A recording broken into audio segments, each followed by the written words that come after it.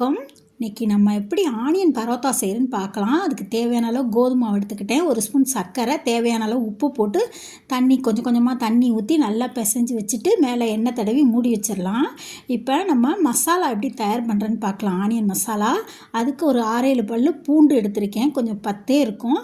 அதுக்கப்புறம் கொஞ்சம் வரமல்லி, ஒரு பச்சை மிளகாய், கொஞ்சம் இஞ்சி எல்லாம் போட்டு நல்லா கொரப்பாக அரைச்சிட்டு வந்து வச்சுக்கணும். இப்போ இருப்புச்சட்டியில் எண்ணெய் ஊற்றி அந்த கொரப்பாக அரைச்சிட்டு வந்ததை போட்டு நல்லா வதக்கணும். வதக்கி அது பச்சை வாடை போனதுக்கப்புறம் நம்ம ஒரு 6-7 மீடியம் சைஸ் பெரிய வெங்காயம் நான் கட் பண்ணி வச்சுருக்கேன் பொடுசாக. அந்த மாதிரி கட் பண்ணி அதை போட்டு நல்லா வதக்கிக்கலாம்.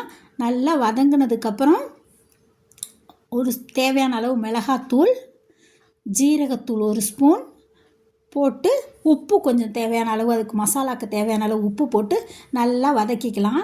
அதுக்கப்புறம் கொஞ்சம் எண்ணெய் பிரிஞ்சு வந்ததுக்கப்புறம் ஒரு 4 ஸ்பூன் கடலை மாவு போட்டுக்கிறேன். போட்டால் தான் அந்த ஸ்டப்பிங் வெளியே வராமல் அதோட பாண்ட் ஆகி வரும். அப்புறம் தேவையான அளவு கொத்தமல்லி போட்டுட்டு நம்ம லெமன் ஜூஸ் லாஸ்ட்டாக ஊற்றி இறக்கிக்கலாம்.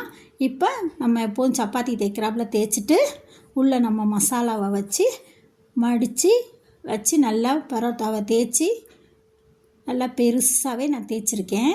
அந்த மாதிரி தேய்ச்சி போட்டு எடுத்து சாப்பிட்டா நம்ம 2 சப்பாத்தி சாப்பிட்றவங்க 1 சப்பாத்தியே போதும். அவ்வளோ ஃபில்லிங் ஆகிரும், நல்லா டேஸ்ட்டாகவும் இருக்கும். இந்த மாதிரி நீங்களும் செய்யுங்க, செஞ்சு சாப்பிடுங்க. எப்படி இருக்குன்னு பாருங்கள்.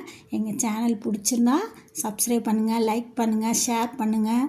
நான் இந்த மாதிரி செஞ்சுருக்கேன் பாருங்கள். எப்படி பார்க்குறதுக்கே இவ்வளோ நல்லா இருக்குன்னு பாருங்கள். அவ்வளோ சாஃப்டாக இருந்தது. நான் தேங்காய் சட்னியோடு வச்சு சாப்பிட்றேன். சும்மாவும் சாப்பிட்லாம், இல்லைன்னா ஆனியன் ரைத்தா வச்சு சாப்பிட்லாம். நான் தேங்காய் சட்னி வச்சு சாப்பிட்ருக்கேன். நீங்களும் இந்த மாதிரி செஞ்சு பாருங்கள். தேங்க்ஸ் ஃபார் வாட்சிங்.